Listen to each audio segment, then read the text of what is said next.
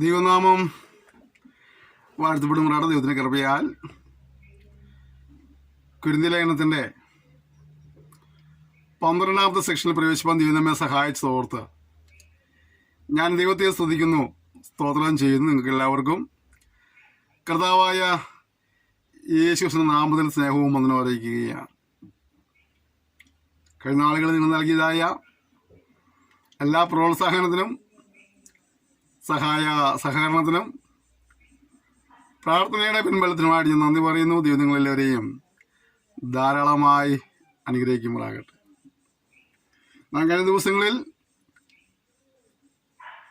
കൊരിന്തി ലേഖനത്തിൻ്റെ 11ാം അധ്യായത്തിൻ്റെ 3ാമത്തെ വചനം വരെ നമ്മൾ ധ്യാനിച്ചുകൊണ്ടിരിക്കുകയായിരുന്നു. നാം 4ാം വചനം പോലെ നമ്മൾ ചിന്ത ആരംഭിക്കുകയാണ്. മൂടുപടമിട്ട് പ്രാർത്ഥിക്കുകയോ പ്രവചിക്കുകയോ ചെയ്യുന്ന ഏത് പുരുഷനും തന്റെ തലയെ അപമാനിക്കുന്നു. ഇന്ന് ഭയങ്കര ക്രൈസ്തവ കോളത്തിൽ വളരെ വാദപ്രതിവാദങ്ങളും തർക്കങ്ങളും നടക്കുന്നൊരു വിഷയമാണിത്. ഞാൻ അവിടേക്കൊന്നും പോകാൻ ആഗ്രഹിക്കുന്നില്ല. തർക്കിച്ചോട്ടെ, വചനം എന്താണോ പറഞ്ഞത് അതിനങ്ങനെ പറഞ്ഞുകൊണ്ട് ഞാൻ ആഗ്രഹിക്കുകയാണ്. മൂടുപടമിട്ട് പ്രാർത്ഥിക്കുകയോ പ്രവചിക്കുകയോ ചെയ്യുന്ന ഏത് പുരുഷനും എന്ത് ചെയ്യുകയാണ്? തന്റെ തലയെ അപമാനിക്കുന്നു. പുരുഷന്റെ തലയാരാണ്? ക്രിസ്തു. അപ്പോൾ ക്രിസ്തുവിനെ അപമാനിക്കുക. മൂടുപടമില്ലാതെ പ്രാർത്ഥിക്കുകയോ പ്രവചിക്കുകയോ ചെയ്യുന്ന ഏത് സ്ത്രീയും തന്റെ തലയെ അപമാനിക്കുന്നു. അത് സ്ത്രീയുടെ തലയാരാണ്? പുരുഷൻ അവനെ അപമാനിക്കുകയാണ്. അത് അവൾ ക്ഷൗരം ചെയ്യിച്ചതുപോലെയല്ലോ. സ്ത്രീ മൂടുപടം ഇടുന്നില്ലെങ്കിൽ മുടി കത്തിരിച്ച് കളയട്ടെ. കത്തിരിക്കുന്നതോ ക്ഷൗരം ചെയ്യിക്കുന്നതോ സ്ത്രീക്ക് ലജ്ജയെങ്കിൽ മൂടുപടം ഇട്ടുകൊള്ളട്ടെ. ഈ മൂടുപടം ഇടാത്തതിനെ കുറിച്ചുള്ള ഒരുപാട് പ്രശ്നങ്ങളൊക്കെ ഉണ്ടാവാറുണ്ട് അല്ലേ? ദൈവത്തിന് വചനം പറഞ്ഞ് അത് എങ്ങനെ വേണമെന്നാണ് ദൈവത്തിന് വചനം പറയുന്നത് അല്ലേ? അടുത്തത്, പുരുഷൻ ദൈവത്തിന്റെ പ്രതിമയും തേജസ്സുമാകിയാൽ മൂടുപടം ഇടേണ്ടതില്ല. സ്ത്രീയോ പുരുഷന്റെ തേജസ്സാകുന്നു. പുരുഷൻ സ്ത്രീയിൽ നിന്നല്ലല്ലോ, സ്ത്രീ പുരുഷനിൽ നിന്ന് അത്രേ ഉണ്ടായത്. പുരുഷൻ സ്ത്രീക്കായിട്ടല്ല, സ്ത്രീ പുരുഷനായിട്ടല്ലോ സൃഷ്ടിക്കപ്പെട്ടത്. ആകയാൽ സ്ത്രീക്ക് ദൂതന്മാർ നിമിത്തം തലമേൽ അധീനതാ ലക്ഷ്യം ഉണ്ടായിരിക്കണം. കർത്താവിൽ പുരുഷനെ കൂടാതെ സ്ത്രീയുമില്ല, സ്ത്രീയെ കൂടാതെ പുരുഷനുമില്ല. സ്ത്രീ പുരുഷനിൽ നിന്നുണ്ടായതുപോലെ പുരുഷനും സ്ത്രീ മുഖാന്തരം ഉളവാകുന്നു. എന്നാൽ സകലത്തിനും ദൈവം കാരണഭൂതൻ. നിങ്ങൾ തന്നെ വിധിപ്പീൻ. സ്ത്രീ മൂടുപടം ഇടാതെ ദൈവത്തോട് പ്രാർത്ഥിക്കുന്നത് യോഗ്യമോ? പുരുഷൻ മുടി നീട്ടിയാൽ അത് അവന് അപമാനമെന്നും സ്ത്രീ മുടി നീട്ടിയാലോ അത് മൂടുപടത്തിന് പകരം നൽകിയിരിക്കൊണ്ട് അവൾക്ക് മാനമാകുന്നെന്നും പ്രകൃതി തന്നെ നിങ്ങളെ പഠിപ്പിക്കുന്നില്ലയോ? ഒരുത്തൻ തർക്കിപ്പാൻ ഭാവിച്ചാൽ അങ്ങനെയുള്ള മര്യാദ ഞങ്ങൾക്കില്ല, ദൈവസഭകൾക്കുമില്ല എന്ന് ഓർക്കട്ടെ. നമ്മൾ നേരത്തെ സൂചിപ്പിച്ചത് നമുക്ക് എന്തില്ല, തർക്കത്തിലൊന്നുമില്ല. വചനം പറഞ്ഞു നമ്മൾ അനുസരിപ്പാനായിട്ട് ഉത്സാഹം ഉണ്ടാകണം.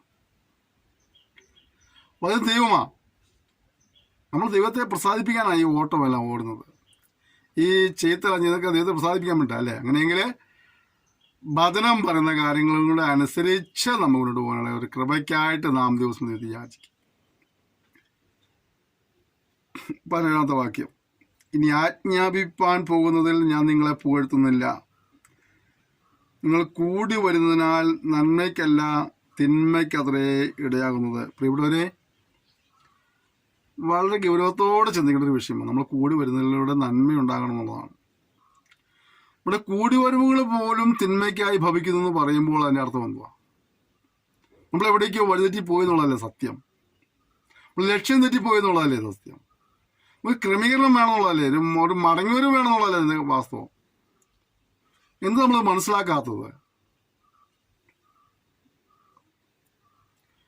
കൂടിവരവുകൾ പോലും തിന്മയ്ക്കായി ഭവിക്കുന്ന നിലവിലേക്ക് നമ്മൾ മാറിക്കൊണ്ടിരിക്കുകയാണ്. ഇവിടെയൊക്കെ നമുക്ക് ഒരു മടങ്ങി വരവ്, ഒരു ക്രമീകരണം ആവശ്യമാണ്. പണ്ട് പിന്നെ ഞായറാഴ്ച ഉച്ച കഴിഞ്ഞിട്ട് അപ്പനും അമ്മയും ജസ്റ്റ് ഒന്ന് ഭവനത്തിൽ വിശ്രമിക്കുകയാണ്. മറ്റുള്ള ദിവസങ്ങളിൽ പണിക്ക് പോകുന്നു. ഞായറാഴ്ച ആരാധന കഴിഞ്ഞ് വന്നു ഒരു 10 ഭവനത്തിൽ വിശ്രമിക്കുക. അപ്പോൾ ഇളയ കൊച്ച് കരഞ്ഞുകൊണ്ട് ഓടി വന്നു മാതാപിതാക്കളുടെ അടുത്തേക്ക്. എന്നിട്ട് പറഞ്ഞു, അച്ചാച്ചനെന്നെ തല്ലി എന്ന് പറഞ്ഞ കംപ്ലൈൻ്റ് അതാണ്, അച്ചാച്ചനെ തല്ലി. ഉടനെ മാതാപിതാക്കൾ ചാടി എഴുന്നേറ്റു. മൂത്ത കൊച്ചിനെ വിളിച്ചു, ഇവിടെ വാടാ പറഞ്ഞു. കൊച്ചു പമ്മി വന്നു. എന്തിനാണോ നീ കൊച്ചിനെ തല്ലിയത്? ഉടനെ മൂത്തതിൻ്റെ മറുപടി ഇതാണ്, ഞങ്ങൾ സഭായോഗം കളിച്ചതാണ്. ഉടനെ അപ്പനമ്മ ചോദിച്ചു, സഭായോഗം കളിച്ചതാണ് കൊച്ചിനെ മൂക്കോട് ചോര വരുന്നത്? ഉടനെ മൂത്ത കൊച്ചിൻ്റെ മറുപടി എന്താ അറിയാവോ? സഭായോഗത്തിന് അനന്തരമായിട്ട് കമ്മിറ്റി ഉണ്ടായിരുന്നു. സഭായോഗാനന്തരമുള്ള കമ്മിറ്റികൾ പലപ്പോഴും ഇതുപോലെയൊക്കെ സംഭവിക്കാറുണ്ട്. ഇതുപോലെ ഒരു കമ്മിറ്റി കഴിഞ്ഞിട്ട് അടി കൊണ്ടുവരെ ആശുപത്രി കണ്ട ചരിത്രം എനിക്കറിയാം. ഇത് കേൾക്കുമ്പോൾ ചിലർക്കെങ്കിലും ചരിത്രം ഓർമ്മ വരുന്നുണ്ടായിരിക്കും. ചിലപ്പോൾ നിങ്ങളും പോയിട്ട് ആ വ്യക്തികളെ കണ്ടിട്ടുണ്ടായിരിക്കും. കമ്മിറ്റി കഴിഞ്ഞ് അടികൂടി ഹോസ്പിറ്റലിൽ കിടന്നവരെ, അവിടെ തല്ല് കൊണ്ടുവരും തല്ല് കൊടുത്തവരൊക്കെ ഉണ്ടായിരുന്നു. 2 കൂട്ടർക്ക് തല കിട്ടിയപ്പോൾ 2 കൂട്ടരും 2 വിഭാഗക്കാരും അവിടെ പോയി കിടക്കുന്നുണ്ടായിരുന്നു. 2 വിഭാഗക്കാരും ഞങ്ങൾ പോയി കാണേണ്ട വന്നു. അപ്പോൾ നമ്മൾ കൂട്ടുന്നതിന് വേണ്ടിയിട്ടാ.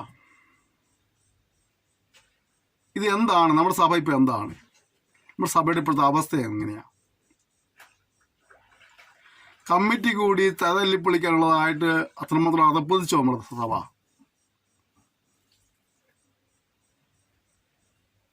നിങ്ങൾ ആർക്ക് വേണ്ടിയാണ് യുദ്ധം ചെയ്യുന്നത്? നിങ്ങൾ ആർക്ക് വേണ്ടിയാണ് വസ്തുക്കൾ നശിപ്പിക്കുന്നത്? നിങ്ങൾ ആർക്ക് വേണ്ടിയാണ് ഇടിയുണ്ടാക്കുന്നത് ദൈവസഭയ്ക്കകത്ത് കടന്നുകൊണ്ട്? കർത്താവിൻ്റെ കഷ്ടാനുഭവത്തെ ഓർമ്മിപ്പിക്കുന്നതായ ആ തിരുവത്താഴ ശുശ്രൂഷയ്ക്കായി ഒരുക്കി ചെയ്യുന്ന അപ്പവും വീഞ്ഞും പോലും ഉപയോഗിക്കാനും കഴിയാതെ ആ അപ്പം മേശപ്പുറത്തിരുന്ന് പൂത്തുപോയ അനുഭവങ്ങളുണ്ട്. അതിനുമുമ്പ് അടി നടന്നു. മേശപ്പുറത്തിരിക്കുന്ന അപ്പവും വീഞ്ഞും അടക്കം എടുത്ത് മേശ മറച്ചിട്ട് ആളുകളുണ്ട്. ഇവിടെ നമ്മുടെ കുടിവരുകൾ എങ്ങനെ സംഭവിക്കാനും വളരെ നമ്മൾ ശ്രദ്ധിക്കേണ്ടിയിരിക്കുന്നു. ഗ്രൂപ്പിസം കളിച്ച് ഒരു ഗ്രൂപ്പ് മറ്റേ ഗ്രൂപ്പിനെ തല്ലാനായിട്ട് പുറത്തുനിന്ന് ആളുകളെ ഏൽപ്പിക്കുന്ന രീതിയിൽ പോലും നമ്മുടെ ആത്മീയ കാഴ്ചപ്പാട് മാറിക്കൊണ്ടിരിക്കുകയാണ്. മറ്റുള്ളവനെ കുറിച്ച് എന്ത് അപവാദവും പറയുവാൻ മടിയില്ലാതെ കാശ് കൊടുത്ത് മറ്റുള്ളവരോട് എഴുതിക്കുന്ന പറയിപ്പിക്കുന്ന രീതിയിലേക്ക് നമ്മൾ അധപ്പതിച്ചുകൊണ്ടിരിക്കുക. അതൊന്നും പുരോഗതിയില്ല, അധപ്പതനമാണ്, അധപ്പതനം. നമ്മൾ പിശാചിൻ്റെ കയ്യിലെ ഉപകരണങ്ങളായി അത്രമാത്രം അധപ്പതിച്ചു പോയി എന്നുള്ളതല്ലാതെ യാതൊരു പുരോഗതിയും ഉണ്ടായിട്ടില്ല. നമ്മൾ എന്തെല്ലാം പുരോഗതിയും മാറ്റവും നമുക്ക് ഉണ്ടായെന്ന് പറഞ്ഞാലും ആത്മീയമായിട്ട് നമ്മൾ അധപ്പതിച്ചു എന്നുള്ളതിൻ്റെ തെളിവുകൾ അതൊക്കെ. ഒരുപക്ഷെ നമുക്ക് പണ്ട് കയറി കിടക്കാനായിട്ട് കിടപ്പാടം ഉണ്ടായിരുന്നില്ലായിരിക്കാം. നമുക്ക് ഇരുന്ന് ആരാധിപ്പാനായിട്ട് നല്ല ആരാധനാലയങ്ങൾ ഉണ്ടായിരുന്നില്ലായിരിക്കാം. വാടക കെട്ടിടത്തിലോ ഓലപ്പുരകളിലൊക്കെ നമ്മളിരുന്ന് ദൈവത്തെ ആരാധിച്ചിട്ടുണ്ടായിരിക്കാം. ചാണകം വഴിയ തറയിലായിരിക്കാം ഒന്നും ഇരുന്നിട്ടുള്ളൂ. പക്ഷെ ഇന്ന് നമുക്ക് മാർബിൾ പതിച്ച കെട്ടിടങ്ങളൊക്കെ ഉണ്ട്. പക്ഷേ ആത്മീയമായി 10, 25, 30, 40, 50 വർഷം മുമ്പുണ്ടായിരുന്നതായ ആത്മീയ വളർച്ചയോ ആത്മീയ ഉന്നമനമോ നമുക്ക് ഇത്രയൊക്കെ പുരോഗതി പ്രാവശ്യമില്ല എന്ന് പറയുമ്പോഴാണ് നമ്മൾ അതപ്പതിച്ചത് മനസ്സിലാക്കുന്നത്. സംശയം ഉണ്ടെങ്കിൽ ഒരു 10-50 കൊല്ലം വിശ്വാസം എന്നുള്ള അപ്പച്ചന്മാരോട് അമ്മച്ചോട് ചോദിച്ചുകൊണ്ട് നമ്മുടെ സഭയുടെ ദൈവസഭയുടെ അനുഭവം എന്തായിരുന്നു, അവരുടെ അവസ്ഥ എന്തായിരുന്നു, അവർ തമ്മിലുള്ള സ്നേഹം എങ്ങനെയായിരുന്നു, ഒരു കൂട്ടായ്മ എങ്ങനെയാണെന്ന് ചോദിച്ചോണം. ഒന്ന് കേട്ട് പഠിക്കണം. എന്നിട്ട് ചിന്തിക്കണം. നമുക്ക് ഇന്നത്തെ മാത്രം പുരോഗതിയൊക്കെ നമ്മൾ പറഞ്ഞ വലിയ വലിയ പുരോഗതിയൊക്കെ ഉണ്ടായിട്ട് നമ്മുടെ ഉള്ളിൽ ആത്മീയമായിട്ടുള്ള ഉയർച്ച നമുക്ക് എത്രമാത്രം ഉണ്ടായിട്ടുണ്ട്. ആത്മീയ കാഴ്ചപ്പാട് നമുക്ക് എത്രമാത്രം വർദ്ധിച്ചിട്ടുണ്ട്. ആത്മീയജീവന സമർപ്പണം നമുക്ക് എത്രമാത്രമുണ്ട്. നാം ഇന്ന് പിശാചിൻ്റെ കയ്യിലെ ഉപകരണങ്ങളായി മാറിക്കൊണ്ടിരിക്കുകയാണ്. നേതാക്കന്മാരടക്കം, പാസ്റ്റർമാരടക്കം, സുവിശേഷന്മാരടക്കം, വിശ്വാസികളടക്കം എല്ലാവർക്കും ഈ ശോഷണം സംഭവിച്ചിട്ടുണ്ട്. അതേസമയം മറുവശം പറയാം, ഇന്നത്തെ അവസ്ഥ കണ്ട് ചങ്കുപൊട്ടി കരയുന്ന, ഉപവസിക്കുന്ന, പ്രാർത്ഥിക്കുന്ന ഒരു കൂട്ടം ദൈവദാസിദാസന്മാർ ദൈവമക്കളുണ്ടെന്നുള്ളത് അതും വാസ്തവം. ഒരു പക്ഷേ അവരെ കണ്ണുനീരുകൊണ്ടൊക്കെ ആയിരിക്കാം ഈ വകയുള്ള പ്രസ്ഥാനമൊക്കെ നിലനിന്ന് പോകുന്നത് ഇന്നും. ഇന്നത്തെ ആത്മീയ അധപ്പതനം കണ്ട് നിലവിളിക്കുന്ന ഒരുപാട് പേരുണ്ട്. അതേസമയം ഇതാണ് ആത്മീയത്തിൻ്റെ ഔന്നത്യം എന്ന് പറഞ്ഞ് ചിന്തിച്ച് മുന്നോട്ട് പോകുന്ന ഒരുപാട് പേരുമുണ്ട്. ഒരു മടങ്ങി വരവ് നമുക്ക് ആവശ്യമാണ്, ഒരു തിരിച്ചു വരവ് നമുക്ക് ആവശ്യമാണ്, ഒരു ക്രമീകരണം നമുക്ക് ആവശ്യമാണ്.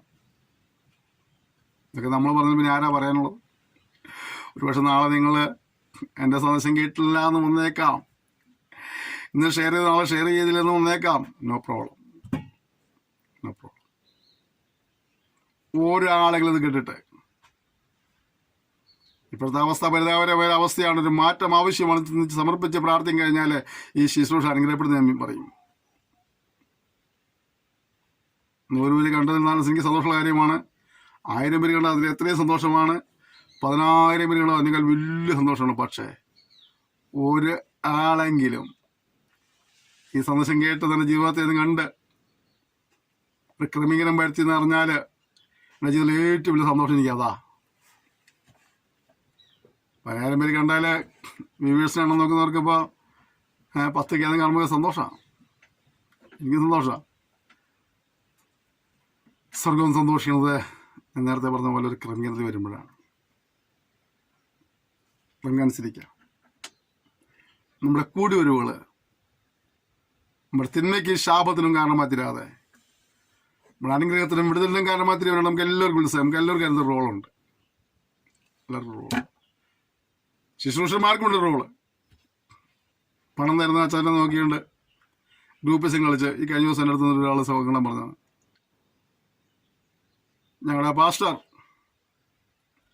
ഇപ്പോൾ സമ്പന്നനായ ഒരു വ്യക്തിയോട് കൂടെ മാത്രം കൂട്ടിയിട്ട് മറ്റുള്ളവരെല്ലാം പുറന്നുള്ളി. അപ്പം ഞങ്ങളുടെയൊക്കെ സഭ 3 ഗ്രൂപ്പാണ്. പാസ്റ്റർക്ക് ഈ അച്ചായം പറഞ്ഞാൽ മാത്രമേ പാസ്റ്റർക്ക് വേദവാക്യം. ശുശ്രൂഷന്മാരെ ആരെങ്കിലും കേൾക്കുന്ന ഞാൻ ദൈവത്തിന് ഒരു കാര്യം പറയാം.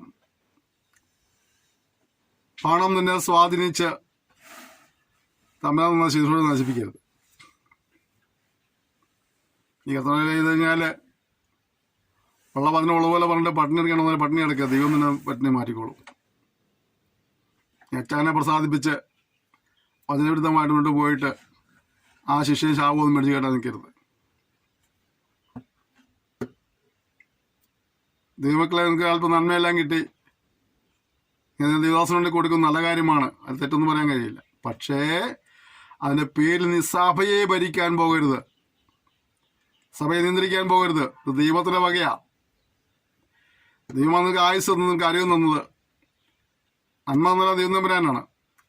രോഗി കൊണ്ട് കൊടുക്കുന്നത് തെറ്റൊന്നുമില്ല. പക്ഷേ അതിൻ്റെ പേരിൽ നീ സഭയിൽ ആധിപത്യം സ്ഥാപിച്ച് സഭ ഭരിക്കാൻ പോകരുത്, സഭ നിയന്ത്രിക്കാൻ പോകരുത്. ഏതെങ്കിലും പാവപ്പെട്ട ദൈവദാസൻ നീ കേൾക്കുന്ന നന്മ കണ്ടുകൊണ്ട് ചിലപ്പോൾ അതിൻ്റെ പുറകെ വന്നാൽ നീ അവനെയും നിങ്ങൾ രണ്ടുകൂടി ഒരുമിച്ച് നിരത്തി ചാടരുത്. വചനമുള്ള പോലെ പറഞ്ഞിട്ട് പട്ടിണി അടക്കാൻ സഹായിക്കണം നമ്മുടെ ദൈവദാസന്മാർ. ഞങ്ങൾ വിളിച്ചത് ദൈവം തമ്പുരാനാ. നീ പട്ടിണി കിടന്നതിൻ്റെ ഉത്തരവാദിത്വം തമ്പുരാനുള്ളതാ. ഈ 4 പണം കൊണ്ടൊന്നും പ്രസാദിപ്പിച്ച് അവിടെ സന്തോഷ പ്രസംഗം ചെന്നും ജീവിക്കാൻ നിൽക്കരുത്. ഉള്ള കാര്യം പറയണം. പണ്ട് നിൽക്കുന്നത് എല്ലാത്തും വിട്ടു പോയിക്കോട്ടെ. അവൻ പണത്തിൻ്റെ പേരിൽ അവനെ സന്തോഷിപ്പിച്ച് നിൽക്കരുത്. ചിലപ്പോൾ ഒരു പക്ഷേ പാസ്റ്റർമാരെ ഇത് കേൾക്കുമ്പോൾ ചിലരെങ്കിലും നാളെ ഷെയർ ചെയ്ത് നാളെ ഷെയർ ചെയ്യാൻ വന്നേക്കാം. കുഴപ്പമില്ല, ഉള്ളത് വരാതിരിക്കാൻ പറ്റില്ല. ഓക്കെ, അടുത്തത് 1 നിങ്ങൾ സഭ കൂടുമ്പോൾ നിങ്ങളുടെ ഇടയിൽ ഭിന്നതയുണ്ടെന്ന് ഞാൻ കേൾക്കുന്നു. അദ്ദേഹത്തിന് കിട്ടിയ അറിവിൽ അദ്ദേഹം ആ ലേഖനം എഴുതുന്നത്. ഇവിടെ നടന്ന പല കാര്യങ്ങളും അതത് ചിലരെല്ലാം അറിയിച്ചതിൻ്റെ പേരിലാണ് അദ്ദേഹം ഈ ലേഖനം എഴുതുന്നത്, മറുപടിയായിട്ട് എഴുതുന്നത്. ഇന്നാണ് അതേ ലേഖനം എങ്ങനെയല്ല എഴുതേണ്ട വരുമായിരുന്നു അല്ലേ? ഇന്നാണ് പൗലോസ് ജീവിച്ചിരുന്നതെങ്കിൽ നമ്മുടെ സഭകളെ കുറിച്ച് റിപ്പോർട്ട് പൗലോസിന് കിട്ടിക്കഴിഞ്ഞാൽ എൻ്റെ പൊന്നെ എത്ര അധ്യായം എഴുതിയാല, ഏതെല്ലാം വിഷയങ്ങളെ ടച്ച് ചെയ്താല അല്ലേ? അന്ന് ചെറിയ ചെറിയ കാര്യങ്ങളെ ഉണ്ടായിരുന്നുള്ളൂ. ഇന്നങ്ങനെയൊന്നുമല്ലല്ലോ. ഇവിടെയൊക്കെ നമുക്കൊരു മനംതിരിവ് ആവശ്യമാണ്, മാനസാന്തരം ആവശ്യമാണ്. ഈ അടുത്ത ദിവസം വിശ്വാസികൾ മാത്രമുള്ളവർക്ക് കൺവെൻഷൻ നടത്തുന്നതിനെ കുറിച്ച് ഒരു സൗകര്യം പറഞ്ഞ കാര്യം ഇതാണ്. അവിടെയുള്ള വിശ്വാസികൾ മാനസാന്തരപ്പെടാത്തതുകൊണ്ടാണ് ഇപ്പോഴും അവിടെ ഈ മീറ്റിംഗ് നടന്നു പറയേണ്ടത്. സത്യത്തിൽ ഒരു യഥാർത്ഥ മാനസാന്തരത്തിൻ്റെ അനുഭവം നമ്മളുണ്ടായിട്ടുണ്ടോ? മാനസാന്തരത്തിന് യോഗ്യമായ ഫലം കായ്പാനും കഴിയുന്നുണ്ടോ? ഇങ്ങനെയുള്ള കാര്യങ്ങൾ വിളിച്ചു പറയുമ്പോൾ നമുക്ക് ആ പ്രസംഗനെ പിന്നെ നമ്മൾ വിളിക്കാറില്ല, അല്ലേ? നമ്മൾ പ്രവാചകന്മാരെ നമ്മുടെ സഭയിൽ ശുശ്രൂഷിക്കാൻ വിളിക്കാറുണ്ട്. ഒരു പ്രാവശ്യം വന്ന് നമ്മുടെ കുറവുകളെ വിളിച്ചു പറഞ്ഞ പ്രവാചകൻ നമ്മൾ അടുത്ത പ്രാവശ്യം ചെമ്പ വിളിക്കില്ല. നമുക്ക് കേൾക്കാൻ താല്പര്യമുള്ള ചില ദൂതുകളൊക്കെ ഉണ്ട്. മകനെ, ഞാൻ നിന്നെ വാലില്ലാത്ത അരിയാക്കും, നീ ഇതുവരെ കയറിയിട്ടില്ലാത്ത ഉന്നതങ്ങൾക്ക് നിന്നെ കൊണ്ടുപോകും, എൻ്റെ ശിശുര സ്ഥലങ്ങൾക്ക് മാറ്റം വരുന്നു. അങ്ങനെ നമുക്ക് സുഖമുണ്ട്. എൻ്റെ ജീവിതത്തിൽ എന്നെ പാളിച്ചുകൊണ്ട് തിരുത്തണമെന്ന് പറഞ്ഞവനെ നമ്മൾ പിന്നെ അടുത്ത പ്രാവശ്യം വിളിക്കാൻ വളരെ കുറവാണ്, വിളിക്കാറില്ലെന്നാണ് വാസ്തവം. എങ്കിലും വിളിച്ചാലും വിളിച്ചില്ലെങ്കിലും ഉള്ള കാര്യങ്ങളുള്ളതുപോലെ പറയുന്നത് യുവദാസന്മാർക്ക് അതിനെ ശ്രദ്ധിക്കുക. ഒന്നാളെ വിളിച്ചോ വിളിച്ചില്ലയോ എന്നുള്ളതല്ല. ഞാൻ ഒരിക്കലും ഓർക്കുന്നു, മലബാറിലുള്ള ഒരു സഭയിലേക്ക് ഞങ്ങളെ ശുശ്രൂഷയ്ക്ക് വിളിച്ചു. അങ്ങനെ ഞാനും എൻ്റെ ഭാര്യയും കൂടി തലേ ദിവസം തന്നെ വീട്ടിൽ നിന്ന്, കാരണം ഞങ്ങൾ അന്ന് സ്ഥിതി ചെയ്യുന്ന സ്ഥലത്തുനിന്ന് പകല് പോയാൽ ഞങ്ങൾക്കവിടെ ശുശ്രൂഷ സമയത്ത് ചെല്ലുവാൻ കഴിയാത്തതിൻ്റെ പേരിൽ ഞങ്ങൾ തലേ ദിവസം തന്നെ ഞാനും എൻ്റെ ഭാര്യയും കൂടി യാത്ര ചെയ്ത് ഏകദേശം സന്ധ്യയായ സമയത്ത് ഞങ്ങൾ ആ ചർച്ചിൽ ചെന്നു.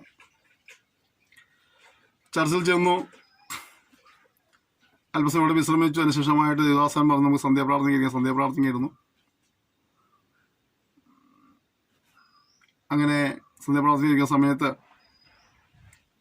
ആ സഭയിലെ ഒരു സഹോദരിയും ഈ സന്ധ്യാപ്രാർത്ഥന ഞങ്ങളുടെ കൂടെ വന്ന് ഇരിപ്പാനിടയായി തീർന്നു.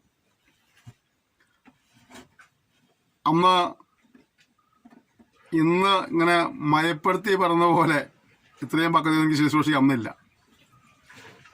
അന്ന് വെട്ടമൊന്നും മുറിയേണ്ട പോലെ ദൈവമ പറഞ്ഞ കാര്യങ്ങൾ അങ്ങനെ വെട്ടി തുറന്ന് പറയുന്ന ഒരു ശുശ്രൂഷയുടെ കാലഘട്ടം കൂടിയാണ്.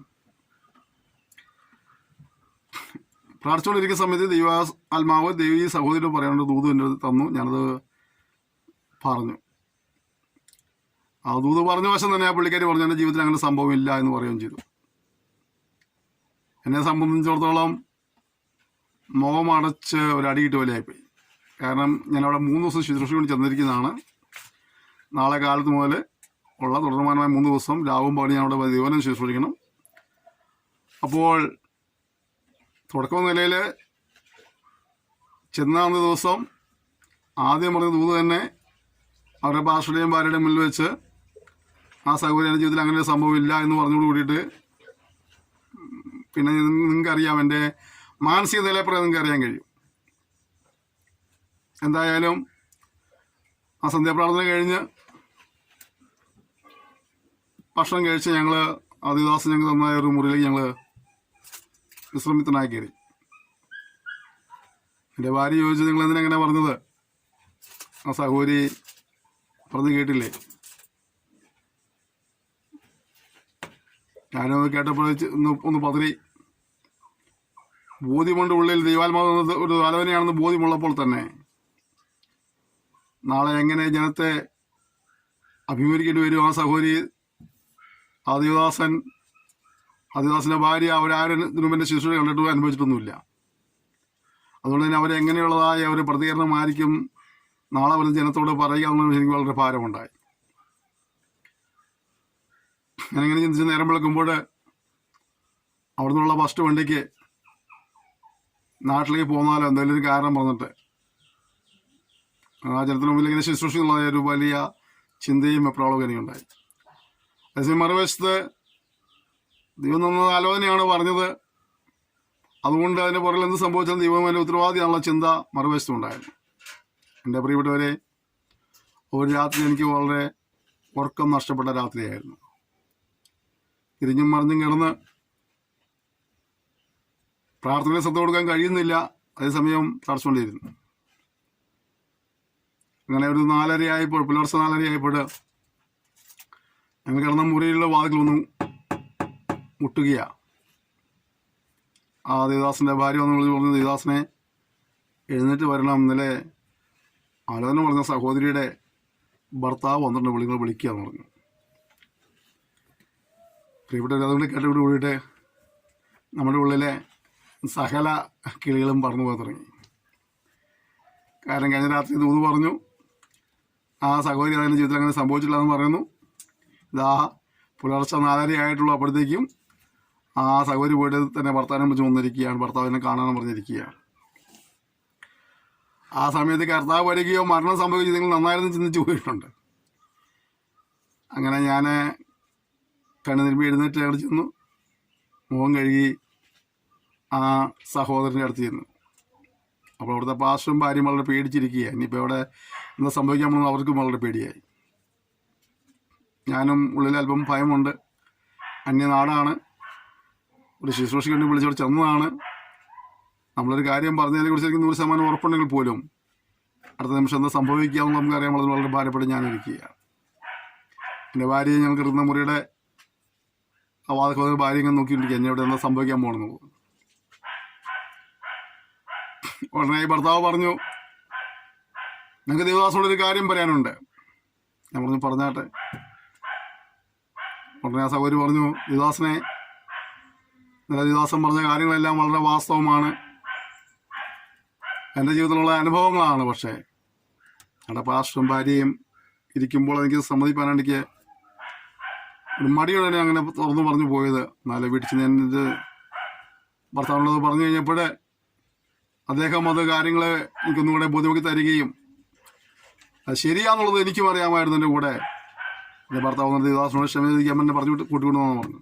ഞങ്ങൾ ക്ഷമയും ചോദിക്കൊന്നും വേണ്ട, എൻ്റെ ജീവൻ നേരെ വീണു, ഈ ഒരു ക്ഷമ ചോദിച്ചാലും കുഴപ്പമില്ല, ഇങ്ങനെയുള്ള ദിവസങ്ങൾ ശുശ്രൂഷിക്കാൻ കഴിയുമല്ലോ. പ്രിയപ്പെട്ടവരെ, ഞങ്ങൾ ഒരുമിച്ച് പ്രാർത്ഥിച്ച് പിരിഞ്ഞു. അന്ന് പകലിൽ പ്രാർത്ഥന കഴിഞ്ഞ സമയത്ത്, പകലിലെ സെക്ഷൻ അവസാനിക്കാത്ത സമയത്ത് അവിടെ വന്ന മറ്റൊരു ആ പകലിൽ ശുശ്രൂഷയിൽ നിന്ന് പലരോടും ദൂത് പറഞ്ഞു പോകുന്ന കൂട്ടത്തിൽ ഒരു സഹോദരിയുടെ വേറൊരു ദൂത് പറഞ്ഞു.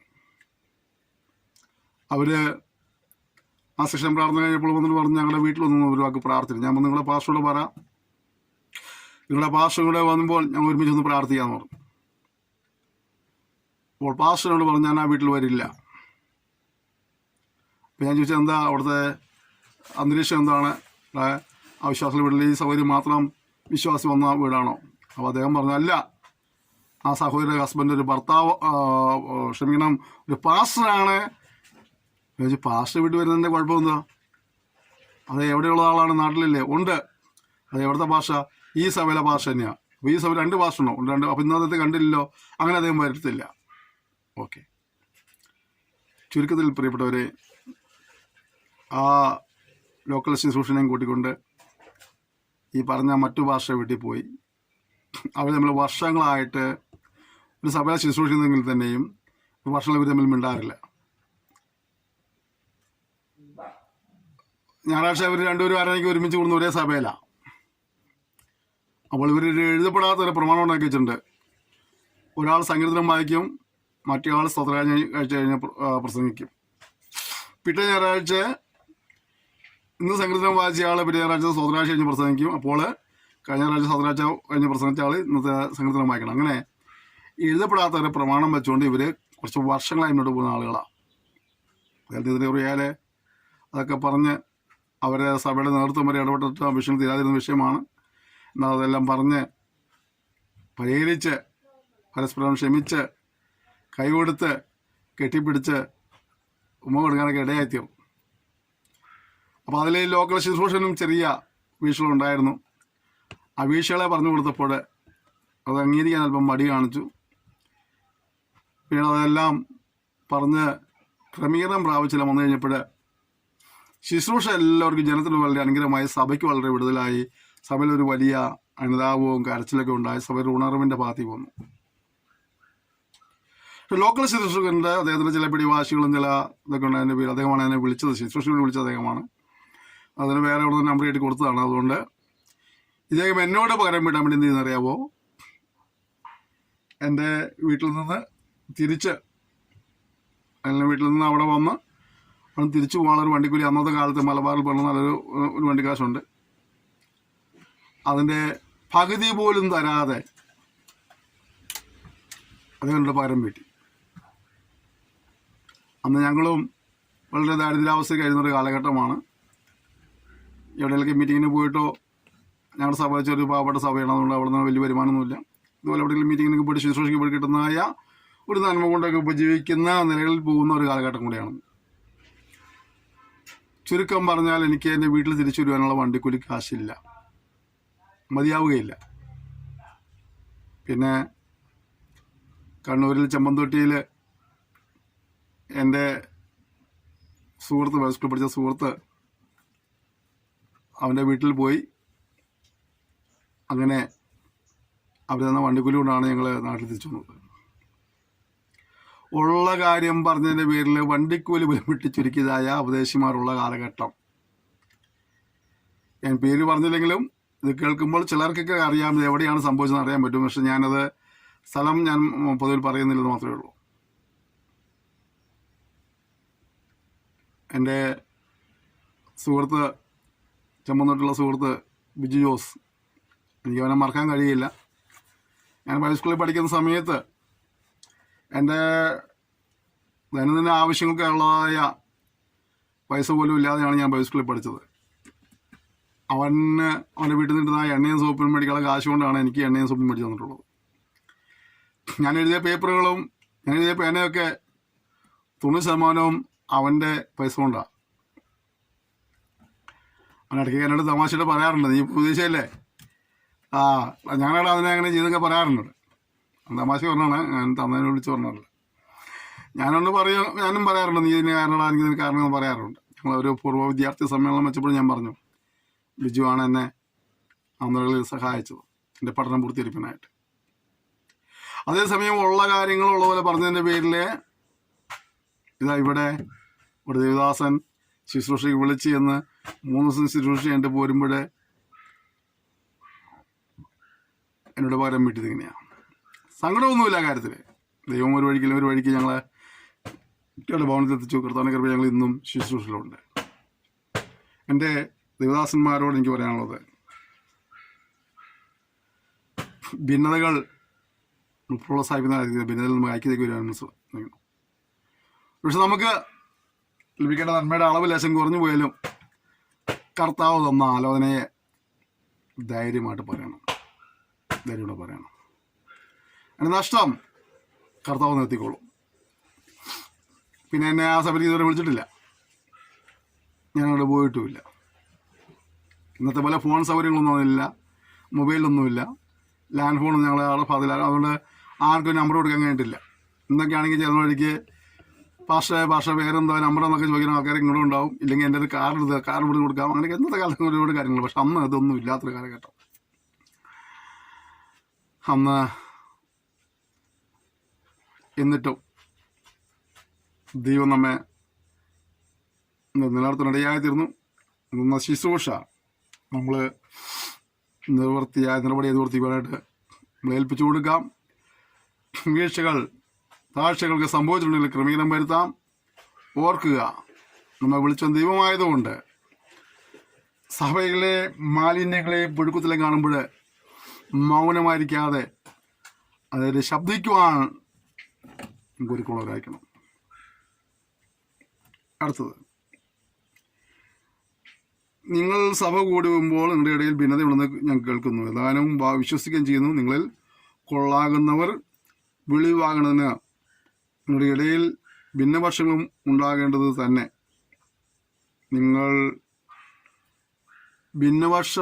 ഭിന്നതയുണ്ടാകാതെ നമ്മുടെ സഭകളിൽ സൂക്ഷിപ്പാനായിട്ട് കർത്താവിനെ സഹായിക്കുമാറാകട്ടെ. പലപ്പോഴും നമ്മൾ ഭിന്നതയുണ്ടാകുന്നു, ഗ്രൂപ്പിസം ഉണ്ടാകുന്നു, അല്ലേ? ചില സന്ദർഭങ്ങളിൽ നമ്മുടെ ചില ചായമാർ പാടിയാൽ ചിലർക്ക് ആ പാട്ട് ഏറ്റുപാടാൻ പോലും കഴിയില്ല. ചിലർ പാട്ട് തുടങ്ങിയാൽ ചിലർക്ക് കൈയടിക്കാൻ തോന്നുകയില്ല. ചിലർ പ്രസംഗിച്ചാൽ രാമയും പോലും പറയില്ല. ചിലർ പ്രസംഗിക്കാൻ എഴുതുമ്പോൾ ചിലർക്ക് വലിയ ആത്മീയമാണോ. ഞാനൊക്കെ കാണുമ്പോൾ സത്യം ചിരിക്കാറുണ്ട്. ഞാനൊരു ലോക്കൽ സഭാ ശുശ്രൂഷകൾ നൽകിയ ഒരുപാട് കൊല്ലമായി, 10-15 വർഷത്തോളമായി ഈ സഭാ ശുശ്രൂഷ ബന്ധം മുന്നോട്ട് പോകുന്നതിൻ്റെ പേരിൽ ഞാൻ സഭയിലൊക്കെ ചിലപ്പോഴങ്ങനെ ചില പ്രസംഗിക്കാൻ വരും. ചിലപ്പോൾ ഞങ്ങളുടെ സഭയിലുള്ള സഹോദരന്മാരെ ചിലപ്പോൾ പ്രസംഗിക്കാൻ അവസരം കൊടുത്ത് പ്രസംഗിക്കാറുണ്ട്. അപ്പം ഞങ്ങളുടെ സഭയിലെ ചില ആളുകൾ ഈ പുള്ളി ഞങ്ങളുടെ പായെന്ന് പ്രസംഗിക്കാൻ എഴുന്നേൽക്കുമ്പോഴത്തേക്ക് ഇവിടെ ആത്മാവിലാവും. അതേസമയം വേറെ ചിലരെ പ്രസംഗിക്കാൻ അവിടെ എഴുതിക്കുമ്പോൾ ഒരു മിണ്ടാറും കൂടെ ഇല്ല. ഇതൊക്കെ ഏത് ആത്മാവിൻ്റെ വ്യാപാരമാണ്? ഇതൊന്നും ദൈവാത്മാവിൻ്റെ വ്യാപാരമൊന്നുമല്ല. ഇതൊക്കെ ഭിന്നത ഉണ്ടാക്കുന്ന പിശാചിൻ്റെ ആത്മാവിൻ്റെ വ്യാപാരമാണ്. പക്ഷെ നമ്മുടെ ആൾക്കാരെ തിരിച്ചറിയുന്നില്ല.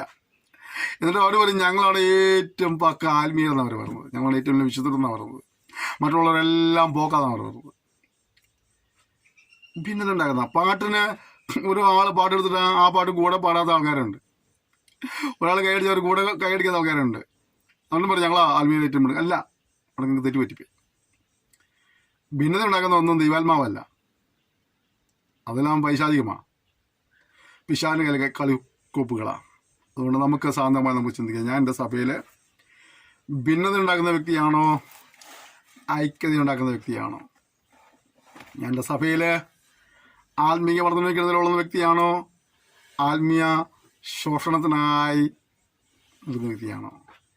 ഞാൻ എൻ്റെ സഭയ്ക്ക് അകത്തുണ്ടാകാൻ പാടില്ലാത്ത പുഴുക്കത്തുകളെ കാണുമ്പോൾ അതിനെതിരെ വിമർശിക്കുകയും തിരുത്തുവാൻ ശ്രമിക്കുന്ന വ്യക്തിയാണോ ഞാൻ അതിനെ അനുകൂലിക്കുന്ന വ്യക്തിയാണോ?